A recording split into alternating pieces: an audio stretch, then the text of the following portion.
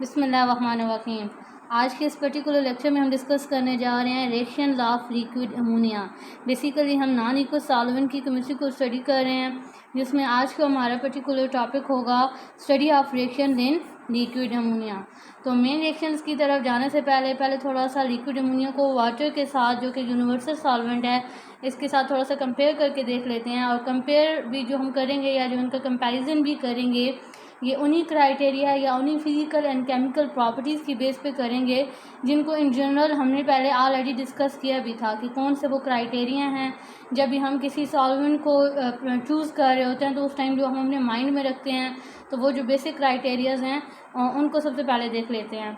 तो first point यहाँ पर मेंशन है कि जो लिक्विड अमोनिया होते हैं ये क्या होते हैं, प्रोटोफिलिक सॉल्वेंट होते हैं। और अगर इसको वाटर से कंपेयर किया जाए तो वाटर जो होते हैं प्रोटोजेनिक सॉल्वेंट होते हैं। इट्स मीन कि ये जो दोनों सॉल्वेंट हैं ये प्रोटोनिक कैटेगरी से बिलोंग करते हैं। ये हमने क्लासिफिकेशन में देखा था कि डिफरेंट टाइप के सॉल्वेंट्स होते हैं, और वहाँ पर हमने देखा था कि प्रोटोनिक सॉल्वेंट होते हैं। इट्स मीन कि जो जिनके पास प्रोटॉन होता है। अब क्या होता है, फिर जो प्रोटोनिक सॉल्वेंट होते हैं वो भी आगे डिफरेंट टाइप के हो सकते हैं। कुछ प्रोटोफिलिक हो सकते हैं और कुछ प्रोटोजेनिक हो सकते हैं। प्रोटोफिलिक मीन कि जो बेसिक इन नेचर हों, या फिर जो हों जिनका प्रोटॉन एक्सेप्टिंग बिहेवियर हो, प्रोटॉन अट्रैक्टिव हो, ठीक है, तो उन्हें हम कहते हैं प्रोटोफिलिक सॉल्वेंट। और लिक्विड अमोनिया क्या होता है, प्रोटोफिलिक सॉल्वेंट होता है। और अगर इसको कंपेयर किया जाए वाटर के साथ तो वाटर क्या होता है, protogenic solvent. Genic mean generation, it's mean producing. In other words कि ये क्या होता है, एसिडिक सॉल्वेंट होता है, या ये प्रोटॉन डोनेटिंग सॉल्वेंट होता है। नेक्स्ट, अगर इनकी लिक्विड रेंज को कंपेयर किया जाए तो लिक्विड रेंज जो अमोनिया है इसकी कितनी होती है। लिक्विड रेंज हम किस रेंज को कहते हैं, जो melting point and boiling point का, जो इनका मेल्टिंग एंड बॉइलिंग पॉइंट होता है उसी को हम इसकी क्या कहते हैं, लिक्विड रेंज कहते हैं। तो अगर अमोनिया का देखा जाए मेल्टिंग पॉइंट -77.7 है, इसका बॉइलिंग पॉइंट -33.3 है। इट्स मीन कि इसकी लिक्विड रेंज है। और अगर इसको कंपेयर किया जाए वाटर के साथ तो वाटर की लिक्विड रेंज होती है 0 to 100, यानी 0 इसका मेल्टिंग पॉइंट है और 100 इसका बॉइलिंग पॉइंट है। अब यहाँ पर अगर हम देखें इसका एडवांटेज क्या है, इस कंपैरिजन को अगर हम देखें इन प्रैक्टिकल यूज़, ये हमारे लिए कैसे बेनिफिशियल है, तो देखें इसका जो मेल्टिंग पॉइंट आ रहा है वो माइनस में आ रहा है, -77। यानी अगर कोई ऐसा रिएक्शन, और जबकि अगर इसको हम कंपेयर करें वाटर के साथ तो वाटर का आ रहा है 0 सेल्सियस। इट मीन 0 से बिलो टेम्परेचर पे हम वाटर को एज अ मीडियम यूज़ नहीं कर सकते। लेकिन लिक्विड अमोनिया क्या है, उसको हम -77 सेल्सियस टेम्परेचर तक यूज़ कर सकते हैं। ये इसका एक एडवांटेज है ओवर वाटर, ठीक हो गया। नेक्स्ट, अगर इनका कंपेयर करें डाइलेक्ट्रिक कांस्टेंट तो लिक्विड अमोनिया को होता है 22 और वाटर को होता है 81.7। और ये हम ऑलरेडी डिस्कस कर चुके हैं कि जितना ज़्यादा डाइलेक्ट्रिक कांस्टेंट होता है उतनी ज़्यादा क्या होता है, जो हमारा सॉल्वेंट होता है वो पोलर इन नेचर होता है। और यानी इस कंपैरिजन से हमें ये क्लियर हो रहा है कि वाटर ज़्यादा पोलर है। जब ये ज़्यादा पोलर है इट्स मीन ये ज़्यादा फेवरेबल होगा फॉर हाईली पोलर सॉल्यूट। जबकि इसके कंपैरेटिवली जो लिक्विड अमोनिया है ये किसके लिए सूटेबल होगा, कौन से टाइप ऑफ रिएक्शंस के लिए, जो थोड़ा सा comparatively less polar in nature हो। नेक्स्ट, अगर इनकी डायपोल मूवमेंट को कंपेयर किया जाए तो लिक्विड अमोनिया की होती है 1.46, जबकि वाटर की होती है 1.84। यहाँ से भी हम देख सकते हैं कि कंपैरेटिवली डायपोल मूवमेंट भी वाटर की ज़्यादा है, जो कि अगेन ये इंडिकेट कर रही है कि ये पोलर इन नेचर है। इसको हाईली पोलर स्पीशीज़ के लिए हम प्रेफर करते हैं। लेकिन अब अगर हमारी रिक्वायरमेंट क्या है कि हम ऐसा रिएक्शन करवाना चाहते हैं जो कंपैरेटिवली लेस पोलर है, तो वहाँ पर लिक्विड जो है हम preferably as a solvent use कर सकते हैं। नेक्स्ट, अब अगर दोनों की स्पेसिफिक ग्रेविटी कंपेयर की जाए तो वाटर की होती है 1 ग्राम पर सेंटीमीटर क्यूब, जबकि लिक्विड अमोनिया की कितनी होती है 0.677 ग्राम पर सेंटीमीटर क्यूब। तो ये था थोड़ा सा बेसिक कंपैरिजन। नेक्स्ट अब चलते हैं स्टेप वाइज रिएक्शंस को अंडरस्टैंड करने की कोशिश करते हैं। तो सबसे पहले जो हम रिएक्शन स्टडी करेंगे वो स्टडी करेंगे एसिड बेस रिएक्शन। तो सबसे पहले तो देख लेते हैं कि एसिड बेस रिएक्शन हमारे पास होते कौन से हैं। फर्स्ट टाइप ऑफ रिएक्शन हमें स्टडी करनी है एसिड बेस रिएक्शन। इन्हीं को हम लोग इन जनरल कह देते हैं न्यूट्रलाइजेशन रिएक्शन। इट्स मीन ये ऐसे रिएक्शन होते हैं जिनमें हमारे पास एक स्पीशी होती है एसिड, एक स्पीशी होती है बेस। जब इनमें रिएक्शन होता है, न्यूट्रलाइजेशन रिएक्शन होता है, एज अ रिजल्ट हमारे पास साल्ट बनता है और साथ क्या जनरेट होता है, जो सॉल्वेंट होता है। लाइक यहाँ पर हम लोग अमोनिया की बात कर रहे हैं, तो यहाँ पर जो सॉल्वेंट जनरेट होगा वो कौन सा सॉल्वेंट होगा, अमोनिया ही होगा। अब यहाँ तक तो जस्ट हमने बेसिक डेफिनेशन देख ली कि एसिड बेस रिएक्शन को जनरली हम कौन से टाइप ऑफ रिएक्शंस को कहते हैं। अब क्वेश्चन ये आता है कि एसिड कौन सी स्पीशी होगी एंड बेस कौन सी स्पीशी होगी, ठीक है। तो इसका आंसर ये है कि कोई भी ऐसी स्पीशी जो कि क्या जनरेट कर रही हो, कीटाइनिक स्पीशीज जनरेट कर रही हो ऑफ पर्टिकुलर सॉल्वेंट, उसे हम कहते हैं कि ये क्या है, एसिड। और बेस हम ऐसी स्पीशी को कहते हैं कि कोई भी ऐसी स्पीशी जो एनाइनिक स्पीशी जनरेट कर रही हो ऑफ पर्टिकुलर सॉल्वेंट। ये जो मैंने अभी बात किया है कि कीटाइनिक स्पीशी या anionic species of particular solvent, इस चीज़ का बेसिकली मीनिंग क्या है, ये टर्म हमें क्लियर होती है फ्रॉम दी ऑटो आयोनाइजेशन। यानी कि अब हम इस क्वेश्चन का आंसर ढूंढने की कोशिश कर रहे हैं कि हम एसिड एंड बेस की रिएक्शन की बात कर रहे हैं, तो कौन सी स्पीशीज एसिड होंगी और कौन सी स्पीशीज बेस होंगी, ठीक है। तो उसका आंसर हमें करता है ऑटो आयोनाइजेशन प्रोसेस। कैसे कि देखें, अब पर्टिकुलर केस में हमारे पास है अमोनिया, इसकी ऑलरेडी हम लोग ऑटो आयोनाइजेशन डिस्कस कर चुके हैं कि इसकी ऑटो आयोनाइजेशन में क्या होगा, कुछ इस तरीके से आयनाइजेशन होगी, ठीक है। यानी यहाँ से एक प्रोटॉन रिलीज होगा और सेकेंड अमोनिया का जो मॉलिक्यूल होगा वो उस प्रोटॉन को एक्सेप्ट कर लेगा और अमोनियम आयन जनरेट कर देगा। यानी सोल्यूशन में एक एनाइनिक स्पीशीज जनरेट होगी अमाइड और एक कीटाइनिक स्पीशीज जनरेट होगी यानी अमोनियम, ठीक हो गया। और मैंने एसिड के टर्म में अभी बिल्कुल स्टार्ट में बात किया है कि एसिड वो स्पीशी होगी जो कि कीटाइन प्रोड्यूसिंग स्पीशी होगी और हमारे पास बेस कौन सी स्पीशी होगी, जो कि एनाइन प्रोड्यूसिंग स्पीशी होगी। यानी कि अब मैं कोई भी साल्ट लेती हूँ जो कि अमाइड बेस हो तो उसे मैं कहूँगी बेस। फॉर एग्जांपल अगर मैं पोटाशियम अमाइड लेती हूँ, ठीक है, तो ये कौन सा है, किसके तौर पे एक्ट करेगा, एज अ बेस। और अगर मैं इसके कंपैरेटिवली यहाँ पर अमोनियम हाइड्रोक्साइड ले लेती हूँ तो देखें यहाँ पर ये कौन सा, ये हमारा सॉल्वेंट अमोनिया था, तो अमोनिया के रिस्पेक्ट में ये अमोनियम आयन जनरेट कर सकता है यानी कीटाइनिक स्पीशी उसकी जनरेट कर सकता है, तो इसको मैं कह दूंगी कि ये क्या है, एसिड है और ये क्या है, बेस है। तो होपफुली यहाँ तक क्लियर वो होगा कि सबसे पहले हमने अंडरस्टैंड किया कि एसिड बेस होता क्या है, ठीक है। तो देन हमने यानी एसिड बेस होता क्या है, इसी को हम लोग सिंपली कह सकते हैं कि जो ammonium salt will act as acid, कि कोई भी अमोनिया बेस्ड साल्ट हो, ऐसा साल्ट हो जिसमें क्या हो, अमोनियम आयन हो, वो साल्ट किसके तौर पर ऐड करेगा, एज एसिड ऐड करेगा। और कोई भी ऐसा साल्ट जो अमाइड बेस हो, ठीक है, तो वो क्या होता है, एज अ बेस एक्ट करता है। और यही चीज़ अगेन मैंने यहाँ ऑटो आयोनाइजेशन से क्लियर भी कर दी है। नेक्स्ट यहाँ पर डेफिनेशन में हम देख सकते हैं कि एसिड बेस रिएक्शंस कौन से होते हैं, वो रिएक्शन होते हैं that result in the formation of salt, कि जिसमें हमारे पास एसिड और बेस रिएक्ट करते हैं और एज अ रिजल्ट क्या होता है, साल्ट फॉर्मेशन होती है और साथ सॉल्वेंट जनरेट होता है यानी कि अमोनिया जनरेट होता है।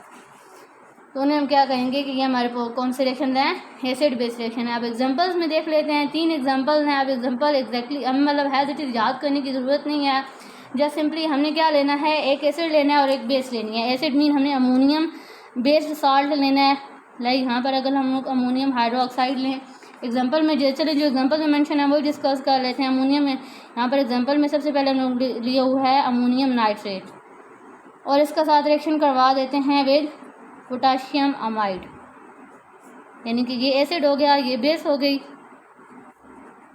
सिंपल क्या होगा, डबल डिस्प्लेसमेंट। डबल डिस्प्लेसमेंट क्या है कि ये कीटाइनिक स्पीशी है, ये एनाइनिक स्पीशी है, ये कीटाइनिक स्पीशी है, ये एनाइनिक, कीटाइन से रिप्लेस हो जाएगा, या हम कह सकते हैं कि एनाइन जो है वो एनाइन से रिप्लेस हो जाएगा। तो जब कीटाइन यहाँ पर रिप्लेस हो गई यानी कि पोटाशियम नाइट्रेट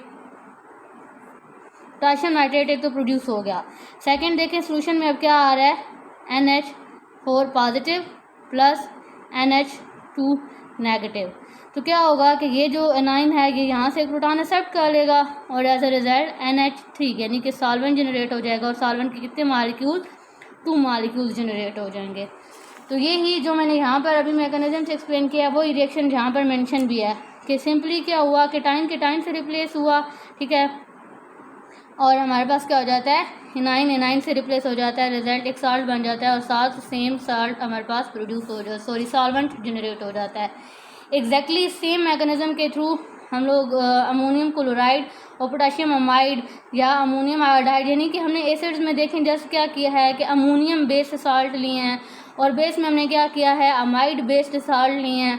जब रिएक्शन करवाया है, डबल डिस्प्लेसमेंट हुई है, केटाइन से रिप्लेस हुआ है और हमारे पास एक साल्ट जनरेट हो गया है। और एग्जैक्टली जिस तरह अभी जो मैकेनिज्म एक्सप्लेन किया है, इसी मैकेनिज्म के थ्रू इन दो रिएक्शन में भी क्या प्रोड्यूस हो जाएगा, सॉल्वेंट जनरेट हो जाएगा, यानी अमोनिया जनरेट हो जाएगा। तो होपफुली फर्स्ट रिएक्शन क्लियर वो होगा।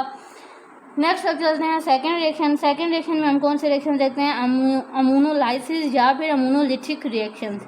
बेसिकली देखें, हमारे पास सॉल्वोलाइसिस रिएक्शन होता है, सॉल्वोलाइसिस हम यानी कि इसको ऑलरेडी एक्सप्लेन कर भी चुके हैं ऑटो आयनाइजेशन में, कि बेसिकली ये वो रिएक्शंस होते हैं जिनमें क्या होता है, हमारे पास जो पर्टिकुलर सॉल्वेंट जिसके हम रिएक्शन स्टडी कर रहे होते हैं उसकी लाइसिस होती है, उसकी ऑटो आयनाइजेशन होती है। लाइक यहाँ पर हम लोग अमोनिया का केस ले रहे हैं, तो हम कह सकते हैं जनरल कि ये वो टाइप ऑफ रिएक्शन है जिसमें अमोनिया की क्या हो रही हो, लाइसिस हो रही हो, या अमोनिया की क्या हो रही हो, ऑटो आयनाइजेशन हो रही हो। ठीक हो गया। अब यहाँ पर जिस तरह एग्जांपल्स भी मेंशन है, तो अब इन एग्जांपल्स की क्या करनी है, हमने केमिस्ट्री को अंडरस्टैंड करना है, यानी कि लॉजिक्स के साथ इन रिएक्शंस को अंडरस्टैंड करना है कि इन रिएक्शन में बेसिकली हो क्या रहा है। तो हम फर्स्ट एग्जांपल ही ले लेते हैं। देखिए, हम रिएक्शन स्टडी क्या कर रहे हैं, अमोनियोलाइसिस, यानी अमोनिया का क्या होना, लाइसिस होना, उसकी ऑटो आयनाइजेशन होना। तो हमें पता है कि जब भी अमोनिया की ऑटो आयनाइजेशन होती है तो इसके रिजल्ट में क्या जनरेट होता है, अमोनियम आयन जनरेट होता है प्लस अमाइड जनरेट होता है। ठीक हो गया, ये तो हो गया उसकी अमोनियोलाइसिस। हम इसका रिएक्शन करवा के साल्ट से रहे हैं, मर्क्यूरस क्लोराइड के साथ, यानी Hg2Cl2। यहाँ से देखें, हमें ये क्लियर है कि ये इसका कैटायनिक पार्ट है और ये इसका एनायनिक पार्ट है।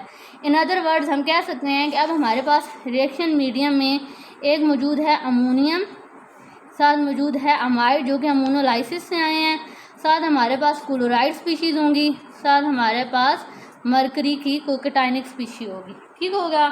तो देखें सिंपली क्या होगा कि कैटाइन और एनाइन रिप्लेसमेंट हो जाएगी, डबल डिस्प्लेसमेंट। अगेन हम रिएक्शन कह सकते हैं कि यहाँ सिल्वर क्लोराइड के साथ आ रिएक्टेंट में। तो अब क्या होगा, आप सोल्यूशन मीडियम में इस तरह के ये सारे आइंस एक तरह से प्रेजेंट हैं। तो अब क्या हो सकता है, कैटाइन एनाइन के साथ रिएक्ट करके अमोनियम क्लोराइड बना सकता है। सेकंड, यहाँ पर क्या पॉसिबिलिटी है कि यहाँ पर देखें जो मरकरी है ये +2 की ऑक्सीडेशन स्टेट में है, तो ये प्रोडक्ट में भी जो प्रोडक्ट बनाएगा वो +2 की स्टेट वाला बनाना प्रेफर करेगा। कैसे, यानी अब इसकी +2 ऑक्सीडेशन स्टेट है, इसे 2 एनाइन चाहिए। तो एक तो ये एनाइन अमाइड ले लेगा, यानी NH2 ले लेगा रिएक्शन मीडियम में से, और सेकंड साथ क्या ले लेगा, क्लोराइड ले लेगा। ठीक हो गया। अब देखें, यहाँ से रिएक्टेंट में हमारे पास 2 मरकरी थे, एक मरकरी तो एक तरह से यूटिलाइज हो गया, और जो दूसरा मरकरी हम एक तरह से कहते हैं कि वो फ्री स्टेट में रिलीज़ हो जाता है। तो इस पूरे रिएक्शन के बाद हमारे पास जो फाइनल प्रोडक्ट बनते हैं वो ये प्रोडक्ट बनते हैं। ये यहाँ पर मेंशन भी हैं कि मरकरी अपने फ्री स्टेट में एक तो रिलीज़ हो गया, साथ अमोनियम क्लोराइड जनरेट हो गया, साथ क्या हो गया, मरकरी का एक और साल्ट जनरेट हो गया जिसमें एक इसने अमाइड के साथ बॉन्ड बनाया हुआ है और एक क्लोराइड के साथ बॉन्ड बनाया हुआ है। एग्जैक्टली सेम मैकेनिज्म को फॉलो करते हुए हम बाकी रिएक्शंस भी देख सकते हैं। मैं सबकी केमिस्ट्री नहीं एक्सप्लेन करने लगी। अब इसके बाद हम क्या करते हैं, जैसे एक लास्ट वाली एग्जांपल की मैं एक्सप्लेन कर देती हूँ। एग्जैक्टली प्रोसीजर जो है वो क्या होगा, सेम होगा। कि सबसे पहले हमने अमोनियोलाइसिस देखनी है, यानी कि अमोनिया का मॉलिक्यूल 2 मॉलिक्यूल्स हैं, इनकी अगर ब्रेक डाउन हो, एक अमोनियम आयन बनता है सोल्यूशन में, एक क्या जनरेट होगा, हमारे पास अमाइड जनरेट होगा। और अब जो हम एग्जांपल में साल्ट ले रहे हैं, साथ हम कौन सा ले रहे हैं, फास्फोरस क्लोराइड ले रहे हैं, फास्फोरस क्लोराइड। यानी कि ये दो, एक तो हमारे पास सोल्यूशन में आयंस होंगे, साथ हमारे पास क्या होगा, फास्फोरस यहाँ पर प्लस की स्टेट में होगा यानी कैटायनिक फॉर्म में, और क्लोराइड क्या होगा, नेगेटिव की फॉर्म में। तो अगेन क्या होगा कि जो फास्फोरस है ये एनाइनिक पार्ट के साथ कंबाइन हो जाएगा, यानी कि अमाइड के साथ और NH2, लेकिन इसकी देखिए वैलेंसी 5 है, यानी इसको 5 अमाइड रिक्वायर्ड होंगे। और साथ क्या होगा, जो हमारा अमोनियम है ये किसके साथ कंबाइन हो जाएगा, अमोनियम क्लोराइड के साथ, और हमारे पास प्रोडक्ट में फिर क्या बन जाएंगे, फास्फोरस अमाइड बन जाएगा और अमोनियम क्लोराइड बन जाएगा। यही यहाँ पर मेंशन भी है, यानी कि प्रोडक्ट हमें याद करने की ज़रूरत नहीं है। अगर हमने रिएक्टेंट में भी देखें, ये रिएक्टेंट हमें पता है कि हर केस में सेम होगा, बिकॉज हम स्टडी क्या कर रहे हैं, अमोनोलाइसिस स्टडी कर रहे हैं, तो अमोनिया का मॉलिक्यूल तो होना ही है। साथ हम कोई भी पर्टिकुलर जो साल्ट ले रहे हैं उसकी अमोनोलाइसिस, तो आप इस मैकेनिज्म के थ्रू खुद से प्रोडक्ट को प्रिडिक्ट करने की कोशिश कीजिएगा, इंशाल्लाह आपसे ईजीली हो जाएगा। नेक्स्ट चलते हैं सॉल्वेशन और अमोनेशन रिएक्शन, यानी कि सॉल्वेशन को इससे पहले वाले लेक्चर में हम लोग डिटेल में डिस्कस कर भी चुके हैं कि सॉल्वेशन रिएक्शन क्या होता है। अब क्योंकि हम पर्टिकुलरली अमोनिया का केस डिस्कस कर रहे हैं तो सॉल्वेशन को ही हम क्या कह देते हैं, अमोनेशन रिएक्शन। तो ये कौन से रिएक्शन होते हैं, ये वो टाइप ऑफ रिएक्शन है in which ammonium molecules combine with other molecules by mean of, यानी कि इसमें क्या होता है बेसिकली लाइक यहाँ पर अगर हमारे पास कोई भी एक इलेक्ट्रोलाइट है उसको क्या करेगा, ये सराउंड करेगा कुछ इस तरीके से। अगर हम कहते हैं कि इसकी सराउंडिंग में ये इस तरीके से इसको सॉल्वेट कर लेता है, और इन दोनों के बिटवीन जो बॉन्डिंग होती है वो कौन सी टाइप की हो सकती है, यानी ये सॉल्वेंट के मॉलिक्यूल्स हैं, ये सेंट्रल में कोई भी इलेक्ट्रोलाइट हो सकता है हमारा, इनके दरमियान जो बॉन्डिंग हो सकती है वो कोऑर्डिनेट कोवेलेंट टाइप की बॉन्डिंग भी हो सकती है, वो आयन डाइपोल इंटरेक्शन भी हो सकता है, वो हाइड्रोजन बॉन्डिंग भी हो सकती है।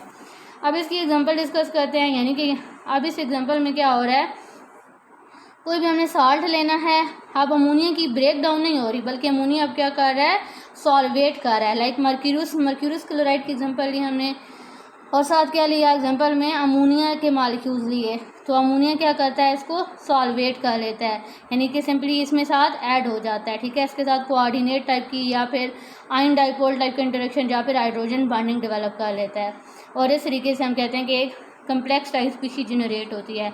इसी को हम थोड़ा अरेंज फॉर्म में भी लिख सकते हैं, कैसे कि देखें हमने क्या कहा है, हम इन जनरल कह रहे हैं कि मर्क्यूरी है, क्लोराइड है, जब अमोनिया ने इसको सॉल्वेट किया इस तरीके से सॉल्वेशन हो गई, ठीक है। तो हम इसको थोड़ा सा अरेंज फॉर्म में कैसे लिख सकते हैं कि मरकरी है हमारा, ठीक है, एक मरकरी, उसने क्या किया, सॉरी यहाँ पर NH3 है, देखें 2 मरकरी थे और 4 अमोनिया थे, यानी कि एक मरकरी को कितने अमोनिया सराउंड कर रहे होंगे, 2 अमोनिया सराउंड कर रहे होंगे, और सोल्यूशन में साथ फिर क्या है, क्लोराइड है। लेकिन ये तो एक के साथ हो गया, और अगर फिर यानी कि ओवरऑल बैलेंसिंग के तौर पर देखें तो हमारे पास हम कह सकते हैं कि 2 इस तरीके से कम्प्लेक्स जनरेट हो रहे होंगे, जिसमें सिल्वर को सराउंड किया हुआ होगा अमोनिया ने और साथ क्लोराइड ने। एग्जैक्टली सेम एग्जांपल है हमारे पास क्यूप्रस सल्फाइड है और उसको साथ अमोनिया के मॉलिक्यूल क्या कर रहे हैं, सॉल्वेट कर रहे हैं, सेम एग्जैक्टली सेम एग्जांपल है। नेक्स्ट हम कहते हैं कि कुछ हमारे पास जो लीविस एसिड्स होती हैं, लीविस एसिड्स अमीन के जिनमें क्या होता है, जिनको इलेक्ट्रॉन पेयर्स रिक्वायर्ड होते हैं, ठीक है, वो भी उनकी भी सॉल्वेशन हो सकती है, अमोनिया उनको भी सॉल्वेट कर सकता है, सिंपली इस तरीके से अडक्ट प्रोडक्ट बन सकते हैं, यानी कि कोऑर्डिनेशन टाइप की इनका रिएक्शन हो सकता है और हमारे पास अडक्ट फॉर्मेशन हो सकती है, ठीक हो गया। नेक्स्ट टाइप ऑफ रिएक्शन देखते हैं, प्रिसिपिटेशन रिएक्शन। तो पहले तो इस प्रिसिपिटेशन रिएक्शन के मीनिंग को अंडरस्टैंड करते हैं कि ये रिएक्शंस होते कौन से हैं। प्रिसिपिटेशन नेम से इंडिकेट हो रहा है प्रिसिपिटेट बनना। प्रिसिपिटेट्स क्या होते हैं, इनसॉल्युबल सॉल्ट्स होते हैं, यानी कि ये वो रिएक्शन है जिनमें फॉर्मेशन होती है ऑफ इनसॉल्युबल सॉल्ट्स, ठीक है। जब हम क्या करते हैं 2 डिफरेंट कंपाउंड्स को आपस में मिक्स करते हैं तो एज अ रिजल्ट हमारे पास क्या होता है, इनसॉल्युबल सॉल्ट की अगर फॉर्मेशन हो रही हो रिएक्शन में तो इस टाइप के रिएक्शन को हम क्या देते हैं, प्रिसिपिटेशन रिएक्शन, ठीक है। लाइक यहाँ पर भी अब 3-4 एग्जांपल्स मेंशन है, सबकी केमिस्ट्री एग्जैक्टली सेम है, ठीक है। लाइक फर्स्ट केस में अगर हम देखें तो हमने क्या लिया, पोटेशियम आयोडाइड लिया, उसके रिएक्शन हो रहा है विद अमोनियम क्लोराइड। अब यहाँ पर इन रिएक्शन में liquid ammonia has a reaction medium act कर रहा है, ठीक है। होगा क्या, डबल डिस्प्लेसमेंट रिएक्शन होगा, यानी कि ये कैटायनिक पार्ट है, ये एनायनिक पार्ट है, ये कैटायनिक पार्ट है, ये एनायनिक पार्ट है, तो कैटाइन से रिप्लेस हो जाएगा। यानी अब आयोडाइड के साथ यहाँ पर अगर पोटाशियम था तो अब क्या हो जाएगा, इसकी रिप्लेसमेंट हो जाएगी विद अमोनियम, यानी कि अमोनियम आयोडाइड बन जाएगा, और साथ आप फिर पोटाशियम एंड क्लोराइड आयन इन यानी कि रिप्लेसमेंट हो जाएगी, सिंपली डबल डिस्प्लेसमेंट रिएक्शन हो जाएगा। पोटाशियम क्लोरीन के साथ रिएक्ट करके पोटाशियम क्लोराइड बना देगा, और यहाँ पर जो पोटाशियम क्लोराइड है ये लिक्विड अमोनियम में इनसॉल्युबल होता है, डाउनवर्ड एरो शो कर रहा है कि प्रिसिपिटेशन हो जाएगी, ठीक है। एग्जैक्टली सेम केमिस्ट्री होगी बाकी सब रिएक्शंस की भी। अब इसमें एक और एग्जांपल में ये वाला एग्जांपल डिस्कस कर लेते हैं साथ, एक यहाँ पर अमोनियम आयोडाइड है, जिंक नाइट्रेट है, ठीक है। तो अगर इसको हम लोग यहाँ पर डिस्कस करें, हमने क्या कहा कि हमारे पास क्या है, सॉल्यूशन में ammonium iodide plus zinc nitrate, ठीक है। यानी कि अनदर वर्ड अगर हम इस रिएक्शन को थोड़ा सा ओपन करके देखें तो हमारे पास यहाँ पर देखें ये क्या है, अमोनियम है प्लस आयोडाइड है प्लस जिंक, देखें यहाँ पर +2 वैलेंसी के साथ है बिकॉज इसके साथ 2 नाइट्रेट अटैच हैं, और साथ हमारे पास क्या है प्लस नाइट्रेट है, तो सिंपली जस्ट क्या होगा, डबल डिस्प्लेसमेंट हो जाएगी। डबल डिस्प्लेसमेंट कैसे, कि आप देखें जो अमोनियम है ये किसके साथ कंबाइन हो जाएगा, हमारा नाइट्रेट के साथ, और क्या बना देगा, अमोनियम नाइट्रेट। और जिंक किसके साथ कंबाइन हो जाएगा, आयोडाइड के साथ। लेकिन जिंक की देखें +2 यहाँ पर ऑक्सीडेशन स्टेट है या वैलेंसी है, जबकि आयोडाइड की 1 है। इट्स मीन एक जिंक को अपनी वैलेंसी स्टेबल करने के लिए 2 आयोडाइड रिक्वायर्ड होंगे, 2 आयोडीन मालिक्यूल रिक्वायर्ड हो जाएंगे, और इस तरीके से ये फाइनल प्रोडक्ट बन जाएगा। यही फाइनल प्रोडक्ट यहाँ पर मेंशन भी हैं, zinc iodide and ammonium nitrate. और इनमें से हम देख सकते हैं कि जो जिंक आयोडाइड है ये हमारे पास क्या है, इनसॉल्युबल है, यानी इसकी क्या हो जाती है, प्रेसिपिटेट फॉर्मेशन हो जाती है। नेक्स्ट टाइप ऑफ रिएक्शंस देखते हैं। तो नेक्स्ट टाइप ऑफ रिएक्शन है कम्प्लेक्स फॉर्मेशन रिएक्शन। तो पहले तो हमें पता होना चाहिए कि what is the meaning of complex formation reaction. वो टाइप ऑफ रिएक्शन जिनमें क्या हो, हमारे पास कोऑर्डिनेट कम्प्लेक्सेस बन रहे हों, और उस कम्प्लेक्स में हमारे पास होता क्या है, एक कोऑर्डिनेटिंग एटम या आयन होता है, और साथ क्या होते हैं, लिगेंड्स होते हैं। लाइक यहाँ पर जैसे ये एग्जांपल है, तो ये इसमें क्या होता है, इस तरह का कम्प्लेक्स फॉर्मेशन रिएक्शन कौन से रिएक्शन होते हैं जिनमें इस तरह से कोऑर्डिनेटेड कम्प्लेक्स बनता है, जिसमें ये लाइक सेंट्रल एटम होती है जिसे हम कोऑर्डिनेटिंग एटम या आयन भी कहते हैं, और साथ ये जो अटैच्ड हैं यानी कि ये एक्ट कर देते हैं इलेक्ट्रॉन डोनेटिंग जो स्पीशीज़ होती हैं, यानी हम कह देते हैं कि ये क्या हैं, लिगेंड्स हैं। तो ये तो हो गई जनरल डेफिनेशन। अब इसी की क्या कर लेते हैं, तो एग्जांपल्स के थ्रू इसको अंडरस्टैंड कर लेते हैं। 3 एग्जांपल्स हैं, तीनों की केमिस्ट्री एग्जैक्टली सेम होगी। मीन अगर हमें एक रिएक्शन का मैकेनिज्म क्लियर हो गया तो एग्जैक्टली सेम बाकी जो रिएक्शन हैं उनका भी प्रोसेस होगा। लाइक फर्स्ट में हमने क्या लिया, जिंक क्लोराइड लिया, उसको हम लोग किसके साथ डिज़ोल्व करते हैं, पोटाशियम हाइड्रोक्साइड। मीडियम के तौर पर क्या लिया, लिक्विड अमोनिया। एग्जैक्टली अगेन क्या होगा, डबल डिस्प्लेसमेंट रिएक्शन होगा यहाँ पर, यानी कि ये कैटायनिक स्पीशी है, ये हमारी अनायनिक स्पीशी है, ये कैटायनिक स्पीशी है, ये अनायनिक स्पीशी है। डबल डिस्प्लेसमेंट रिएक्शन हो जाएगी। अब जिंक क्या करेगा, हाइड्रोक्साइड के साथ रिएक्ट कर लेगा, और जिंक हाइड्रोक्साइड की फॉर्म में, प्रेसिपिटेट की फॉर्म में, यानी कि इसके क्या बन जाते हैं, प्रेसिपिटेट्स बन जाते हैं। और साथ जो पोटाशियम है ये आप क्लोरीन के साथ ऐड करके पोटाशियम क्लोराइड बना देता है। यानी अब देखिए प्रोडक्ट्स हमें याद करने की ज़रूरत नहीं है, अगर रिएक्टेंट की हमें केमिस्ट्री समझ आ जाए कि वो किस तरीके से आपस में रिएक्ट कर रहे हैं तो हम खुद से प्रोडक्ट प्रिडिक्ट कर सकते हैं। ये हो गया फर्स्ट स्टेप। अब अगर यहाँ पर देखें तो हमारे पास ये जो प्रोडक्ट बन रहा है ये एक तरह से प्रेसिपिटेट बन रहा है, तो अभी एग्जैक्टली जो हमने प्रेसिपिटेशन डिस्कस किया है उसमें भी हम इस एग्जाम्पल को यहाँ तक ऐड कर सकते हैं। अब फिर हम रिएक्शन को कंडीशन क्या देते हैं, हम कंडीशन ऐसी देते हैं कि हम पोटाशियम हाइड्रोक्साइड को एक्सेस अमाउंट में यूज़ करते हैं। ठीक है, एक्सेस अमाउंट में यूज़ करने का फ़ायदा क्या होता है कि ये जो जिंक हाइड्रोक्साइड की पीपीटीज़ बनी हैं ये पोटाशियम हाइड्रोक्साइड के साथ अगेन रिएक्ट करती हैं। यानी कि अब यहाँ तक तो हमें केमिस्ट्री क्लियर हो गई कि यहाँ तक क्या बना है, हमारे पास जिंक हाइड्रोक्साइड की पीपीटीज़ बनी हैं। जब हमने excess of potassium hydroxide use किया तो एज रिज़ल्ट हुआ क्या, एज रिज़ल्ट कुछ इस तरीके से केमिस्ट्री हुई कि ये जो जिंक है, जिंक ये क्या करता है, ये दो इसके साथ ऑलरेडी हाइड्रोक्साइड अटैच्ड हैं, एट अ टाइम क्या करता है ये इधर से भी हाइड्रोक्साइड ले लेता है, यानी कि कोऑर्डिनेट टाइप की कोवलेंट बॉन्डिंग शो कर देता है, 4 हाइड्रोक्साइड को अपने साथ अटैच कर लेता है।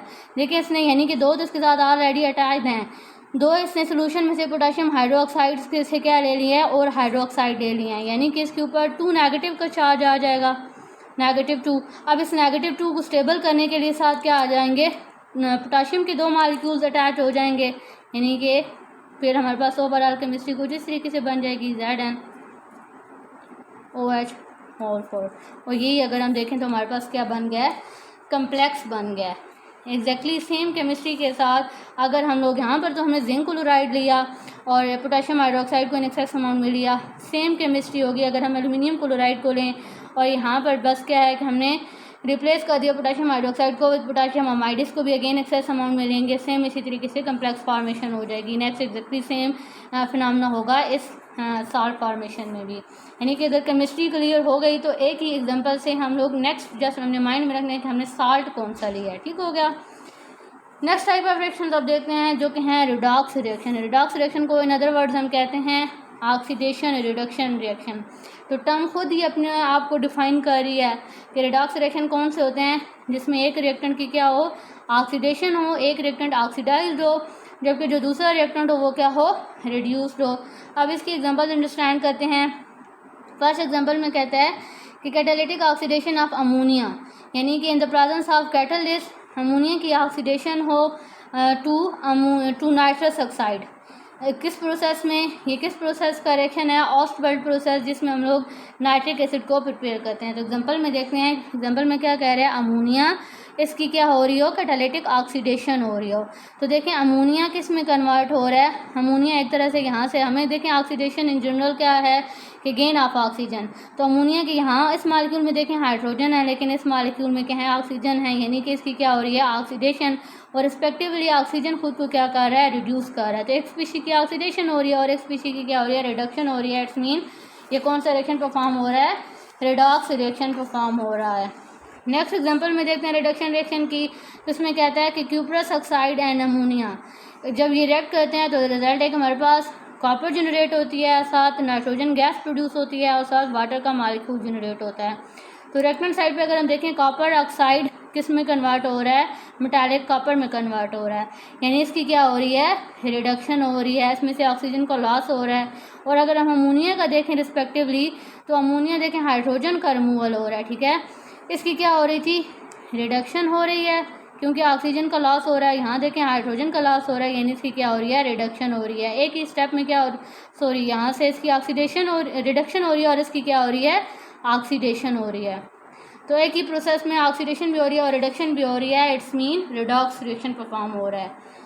नेक्स्ट एग्जांपल में क्या कहता है कि with alkali metals ammonia act has oxidizing agent, यानी कि हमने अल्कली मेटल ली और उसका अमोनिया के साथ रिएक्शन करवाया।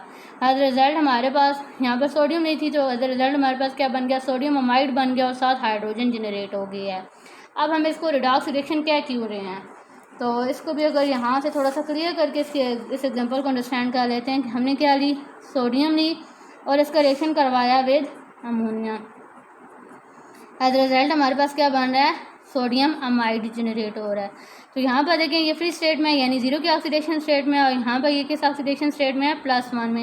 यहाँ पर अगर नाइट्रोजन को देखें तो -3 की ऑक्सीडेशन स्टेट में है, जबकि यहाँ पर अगर इसको देखें तो -1। अब देखिए सोडियम की ऑक्सीडेशन स्टेट क्या हो रही है, इंक्रीज हो रही है, 0 से +1 हो रही है, और increase in oxidation state it's mean oxidation. और यहाँ पर देखिए नाइट्रोजन की ऑक्सीडेशन स्टेट डिक्रीज हो रही है, और हमें पता है कि decrease in oxidation state mean reduction. तो इट्स मीन कि एक स्पीशी की रिडक्शन हो रही है और एक स्पीशी की ऑक्सीडेशन हो रही है। तो दैट्स व्हाई हम इस प्रोसेस को भी क्या कह रहे हैं, रिडॉक्स प्रोसेस कह रहे हैं। नेक्स्ट एग्जांपल में देखते हैं, कहता है कि elemental sulphur react with sodium liquid in liquid ammonia, कि सोडियम ली और उसका रिएक्शन करवाया विद सल्फर। दोनों फ्री स्टेट में है, दोनों की ऑक्सीडेशन स्टेट 0 है। जब दोनों रिएक्ट करके हमारे पास कंपाउंड जनरेट करते हैं तो इसमें हम देखें सल्फर की ऑक्सीडेशन स्टेट क्या हो रही है, डिक्रीज हो रही है, यानी कि इसकी रिडक्शन हो रही है, और रिस्पेक्टिवली सोडियम की ऑक्सीडेशन स्टेट इंक्रीज हो रही है, यानी इसकी ऑक्सीडेशन हो रही है। ठीक हो गया। नेक्स्ट देखते हैं, कहते हैं नाइट्रस ऑक्साइड, जिसे लाफिंग गैस भी कहते हैं, जब ये ऑक्सीडाइज करता है पोटाशियम मेटल को इन लिक्विड अमोनिया। एग्जांपल में देख लेते हैं, हमने क्या लिया, नाइट्रस ऑक्साइड लिया। तो देखिए नाइट्रस ऑक्साइड खुद किस में कन्वर्ट हो रहा है, नाइट्रोजन में, यानी कि इसकी अपनी क्या हो रही है, रिडक्शन हो रही है। और रिस्पेक्टिवली पोटाशियम को अगर हम देखें तो देखें यहाँ पर पोटाशियम किस स्टेट में है, यहाँ पर पोटाशियम 0 की स्टेट में, और यहाँ पर पोटाशियम +1 की स्टेट में, यानी कि इसकी क्या हो रही है, ऑक्सीडेशन हो रही है। होपफुली ये क्लियर हुआ होगा कंसेप्ट के साथ कि कैसे हम इन रिएक्शंस को रिडॉक्स रिएक्शन कह रहे हैं। नेक्स्ट अब देखते हैं डबल डिस्प्लेसमेंट रिएक्शन। वैसे अभी डबल डिस्प्लेसमेंट रिएक्शन एक तो नेम से हम इंडिकेट हो रहा है कि जिसमें क्या हो रहा हो कि एट अ टाइम हमारे पास 2 ions are 2 species are displace. इस टाइप की रिएक्शन को हम कहते हैं डबल डिस्प्लेसमेंट रिएक्शन। ऑलरेडी हम लोग लेक्चर में बहुत सारी एग्जांपल्स में डिस्कस कर चुके हैं कि ये डबल डिस्प्लेसमेंट रिएक्शन है। लाइक हमने प्रेसिपिटेशन रिएक्शन में देखा, लाइक हम लोगों ने जब हम एसिड बेस रिएक्शन का परफॉर्म कर रहे थे या अमोनियोलाइसिस परफॉर्म कर रहे थे, तो उन्हीं में से मैंने एक एग्जांपल अगेन यहाँ पर मेंशन भी कर दिया है। यानी कि सिंपल कहने का क्या मकसद है कि अब इस प्रोसेस की अलग से एग्जांपल्स को माइंड में रखने की ज़रूरत नहीं है। ऑलरेडी जो हमने प्रोसेसेस किए हैं, लाइक प्रेसिपिटेशन रिएक्शन परफॉर्म किया है, एसिड बेस रिएक्शन किया है, अमोनियोलाइसिस किया है, तो वहाँ पर भी जो रिएक्शन हो रहे थे वो डबल डिस्प्लेसमेंट टाइप की ही रिएक्शन थे। तो उनमें से आप अपनी चॉइस की कोई भी एग्जांपल को उठा के डबल डिस्प्लेसमेंट रिएक्शन में मेंशन कर सकते हो। नेक्स्ट आता है कम्बिनेशन रिएक्शन। कम्बिनेशन रिएक्शन जैसे नेम से इंडिकेट हो रहा है कि in which two or more reactants react to form one product, कि जिसमें 2 या 2 से ज़्यादा रिएक्टेंट कंबाइन होते हैं और एक सिंगल प्रोडक्ट बनाते हैं। अब इसकी एग्जांपल देखें, यही एग्जांपल है जो ऑलरेडी हम यहाँ पर इसकी रिडॉक्स रिएक्शन में डिस्कस कर भी चुके हैं कि 2 रिएक्टेंट हैं, जब ये कंबाइन हुए तो उन्होंने सिंगल प्रोडक्ट दिया। इसी एग्जांपल को हम लोग अगेन कोट कर देंगे कम्बिनेशन रिएक्शन में। नेक्स्ट टाइप ऑफ रिएक्शन देखते हैं कंबस्शन रिएक्शन। तो कंबस्शन रिएक्शन कौन से रिएक्शन होते हैं? वो रिएक्शन होते हैं जिनमें कंपाउंड क्या करता है, रिएक्ट करता है विद ऑक्सीजन और ऑक्साइड बनाता है और एज ए रिजल्ट साथ हीट प्रोड्यूस होती है। तो ये रिएक्शन भी हम ऑलरेडी रिडॉक्स रिएक्शन में परफॉर्म कर चुके हैं, एग्जैक्टली वही सेम रिएक्शन इसकी एग्जांपल में भी हम लोग ऐड कर सकते हैं। नेक्स्ट अब देख लेते हैं drawback of ammonia as solvent, कि हमने अभी तक तो सॉल्वेंट की लिक्विड अमोनिया की केमिस्ट्री डिस्कस कर ली, लेकिन इसके कुछ ड्रॉबैक्स भी हैं। नंबर 1 ये कि इसकी हैंडलिंग डिफ़िकल्ट होती है। Number 2 special equipments are required are needed. Thirdly क्या होता है कि ये हाईली हाइग्रोस्कोपिक इन नेचर है, इट्स मीन ये मॉइस्चर एब्जॉर्बिंग है। तो अगर हम क्या करेंगे, प्रॉपर हैंडलिंग नहीं करेंगे तो ये क्या करेगा, लिक्विड को या फिर मॉइस्चर को या वाटर को एब्जॉर्ब कर लेगा, जिसकी वजह से जिसका इफेक्ट आएगा रिएक्शन पे। इट्स मीन इसको थोड़ा सा हैंडल करना क्या होता है, डिफ़िकल्ट होता है। Thank you so much.